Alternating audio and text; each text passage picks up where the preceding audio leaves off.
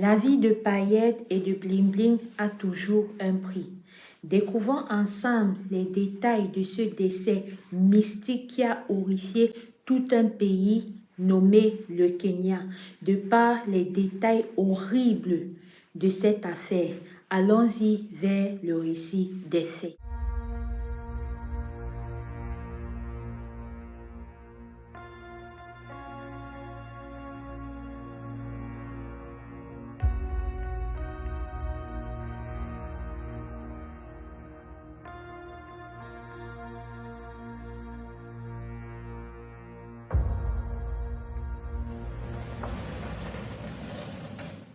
Notre histoire prend place aujourd'hui à Nairobi, au Kenya, avec ses jeunes sœurs nommées Starlet, âgées de 26 ans au moment des faits.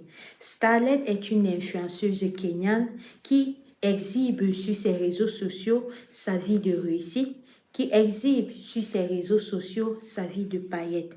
Du jour au lendemain, le peuple kenyan ainsi que ses multiples followers ont été horrifiés de constater le décès de cette dernière. Mais derrière cette horrification, je pense que ce qui les a le plus touchés a été de découvrir le moyen par lequel cette dernière finançait son mode de vie. Alors Starlet faisait partie de ces jeunes filles de cette génération 2.0 qui, pour pouvoir mener un certain rythme de vie, vivaient au crochet de certains hommes. Vous l'auriez compris, elle vendait en quelque sorte ses charmes. Alors, notre histoire débute quand, au cours d'une journée normale, voilà qu'elle passe sur Instagram comme toutes les autres, à publier ses vidéos, à montrer sa vie en temps réel et tout et tout. Elle est testée dans son inbox par un jeune homme.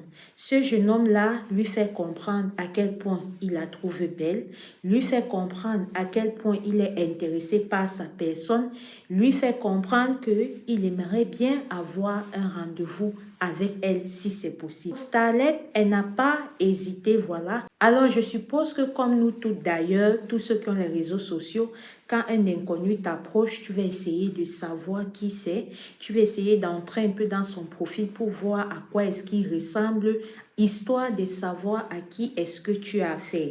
C'est ainsi que Starlet a décidé d'entrer dans son profil, de voir un peu qui était ce jeune homme-là qui a pris son courage de venir lui balancer quelques TAP animés. C'est comme ça que quand elle a regardé de par le profil du gars et tout, elle a jugé que oui, c'était son calibre. Elle a jugé que oui, elle pouvait l'accorder un peu de son temps. Là, tout fait rapidement comme ça, c'est comme ça qu'il se donne un rendez-vous dans la soirée. Je dis cela pourquoi? Parce que dans la suite des faits, de ce qui s'est passé, de ce qui va arriver, rien n'a été montré qu'ils ont eu un rendez-vous avant celui des faits. Non, ils n'ont pas eu un rendez-vous ensemble avant celui des faits. Donc le rendez-vous qu'ils prennent, comme je vous ai expliqué là, était leur premier rendez-vous. C'est comme ça qu'ils ont pris leur premier rendez-vous. Ils se sont donné rendez-vous dans un Airbnb chiqué, branché de la place.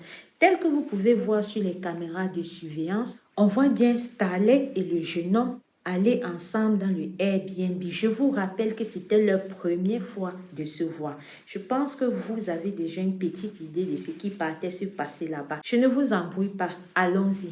Donc, quand ils se retrouvent comme ça, c'est ainsi que là-bas dedans, ils ont décidé de faire connaissance.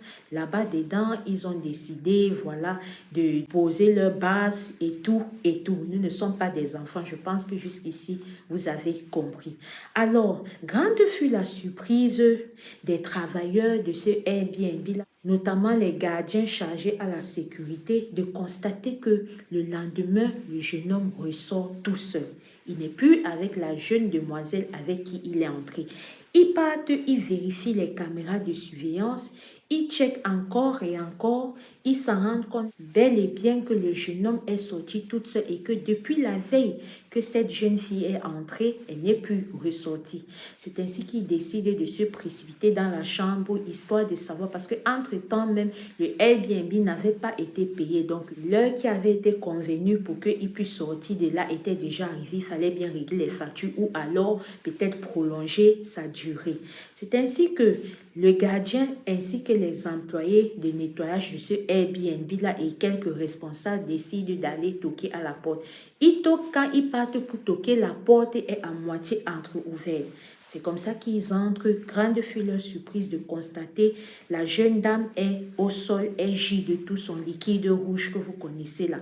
Et quand on regarde son corps qui est par terre, qui gît de son liquide rouge, on se rend compte qu'elle a reçu le mouvement de ce qu'on utilise pour découper nos oignons là, ici, comme ça là. Donc, quand il voit ici, il décide d'appeler la police. Quand la police arrive, il est bref un peu la situation, comment est-ce que ça s'est passé, avec qui elle est arrivée la veille et celui-là qui est parti tout seul. C'est ainsi que la police s'est servie des caméras de surveillance et ont pu mettre un visage sur le jeune homme en question. Ils ont lancé leurs contacts, lancé leurs enquêtes et tout. Ils ont fini par rattraper le jeune homme dans un hôpital de la place qui est en train de se faire soigner de ses points de structure.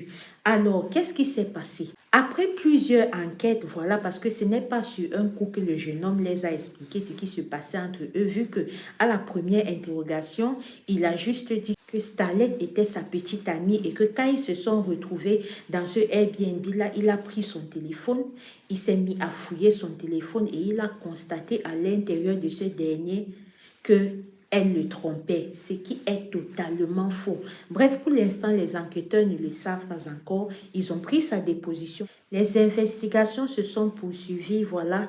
Et en menant les investigations, il s'en rend compte de par les proches de Starlet que voilà, Starlet franchement n'était pas en couple avec ce jeune homme parce que notamment son frère qui est un grand pasteur de Nairobi a déclaré que tous les copains et même les prétendants de ma soeur, moi, je les connaissais. Donc, celui-ci, je ne pense pas que c'est quelqu'un qui a eu à fonctionner longtemps avec ma petite soeur parce qu'elle ne m'a jamais parlé de lui, elle ne m'a jamais présenté le gars.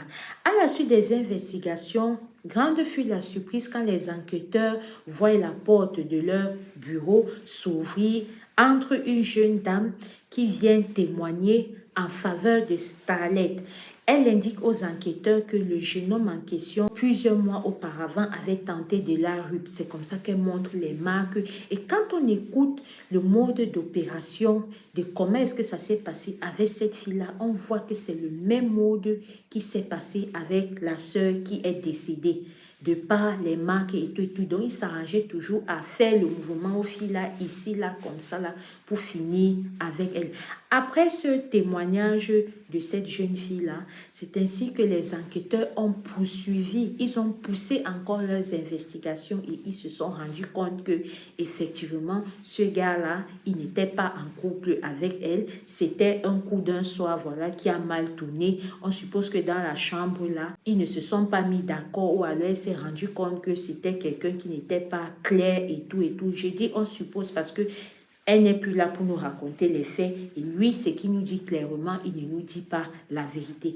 Donc là, c'était en quelque sorte l'histoire de cette influenceuse-là qui a été rip par un de ces coups d'un soir. Maintenant, ce qu'il faudrait comprendre de par cette histoire ou derrière cette histoire, c'est que quand on rencontre des gens sur les réseaux sociaux, on ne connaît pas les antécédents, c'est-à-dire que comment est-ce qu'ils réagissent, s'ils ont des problèmes psychologiques ou pas, on n'en connaît pas. Mais une chose est sûre, de par ce qu'il en sort, on peut s'en rendre compte que ce jeune homme-là, c'était ainsi son mode opératoire d'accoster des filles belles, de partir et de les soutirer. Parce que oui, ce que j'ai oublié de vous dire, dont je me rappelle pendant que je suis en train de faire ce récit, c'est que Starlet, en partant voir le jeune homme, avait une certaine somme dans son sac qui n'a pas été retrouvée, certains bijoux de valeur qui n'ont pas été retrouvés jusqu'au jour d'aujourd'hui. Donc, sincèrement, ça, c'est une vidéo parmi tant d'autres que je vous ai déjà fait sur cette chaîne. Partagez-la au maximum. Parce que, une chose est sûre, cette sœur-là, si un gars vient t'accoster, que vous ne vous connaissez ni d'Adam ni d'Ève, mais que vous prenez votre premier rendez-vous qui se retrouve dans un Airbnb, ça veut dire que vous partez faire quoi? Les choses de papa et maman, bon, en raison de quoi? En raison de ce qui vient après, le jet qui vient après, ça c'est clair. Et ça c'est très très clair. Donc, n'arrêtons pas de sensibiliser notre jeunesse, n'arrêtons pas de sensibiliser nos enfants parce que de plus en plus aujourd'hui, tu t'en rends compte, tu écoutes, tu regardes sur les réseaux sociaux des petites filles de 10 ans qui partent, elles portent l'argent de leurs parents, qu'elles partent en aventure, des petites filles de 10 ans versées sur TikTok partout là qui veulent devenir des influenceurs. C'est à cause de ça. C'est à cause de ça. La vie facile n'a jamais mené nulle part. La vie facile n'a jamais donné le trophée à quelqu'un. Au contraire, il y a certaines sortes de vie là que quand tu mets ton pied dedans, que tu vas dire que tu vas faire ça, tu t'apprêtes déjà dès le premier jour que tu as mis ton pied dedans au retombées. Parce qu'il y a un style de vie qui apporte toujours un style de retombée. Vous n'avez qu'à regarder ma playlist True Crime pour voir toutes ces influenceuses que j'ai traitées, dont leurs affaires, autant qu'elles sont, ont toujours un caractère mystique. À cause de quoi? La vente du piment. À cause de quoi? Des bibonnes qu'on fait comme ça, pour de l'argent. À cause de quoi? Mourou avec quelqu'un que tu ne connais pas parce que il est friqué, parce que. Bref, ça c'était la petite histoire et j'ose vraiment croire que vous allez la partager afin de sensibiliser. Alors, si c'est ta première fois avec nous ici sur cette chaîne, nous parlons de True Crime africain, comme c'est que je viens de traiter là, mais nous parlons aussi un peu plus d'histoires vraies et ou mystiques. Alors, si toi aussi tu as une histoire vraie et ou mystique à nous confier, je t'invite à entrer dans notre inbox pour nous confier ton histoire et toi et moi, on va se mettre d'accord sur la manière dont tu voudrais que je la présente. Et je vous rassure, je ne passe pas plus de 24 heures sans vous donner une réponse à vos messages que vous m'envoyez en inbox. Et tous ceux qui le font, je vous le remercie parce que c'est grâce à vous que cette chaîne existe. C'est grâce à vous que cette chaîne tourne à travers vos différentes histoires que vous me donnez au quotidien. Quant à moi, je ne vais pas trop parler. C'est la nuit. Voilà, je tourne cette vidéo. Il est pratiquement 2 heures du matin. Pour ceux qui me suivent, vous savez que j'ai des enfants en bas âge et que c'est entre deux, quand ils dorment, que je viens faire une petite vidéo. Voilà, et vous avez constaté que je vous donne plus des longs formats de vidéos parce que c'est grave en ce moment. Ces enfants-là, 2 enfants, mais ils sont comme 10 enfants, vous comprenez un peu. Donc, je vous remercie et je ne couperai pas cette vidéo sans vous demander d'être prudent, de prier sans cesse parce que le dehors est miné. Quant à moi, je vous dis un bonjour ou un bonsoir en fonction de votre fuseau horaire où vous m'écoutez et je vous remercie de faire partie de notre communauté. Au revoir, merci, merci. Cheers, bye bye.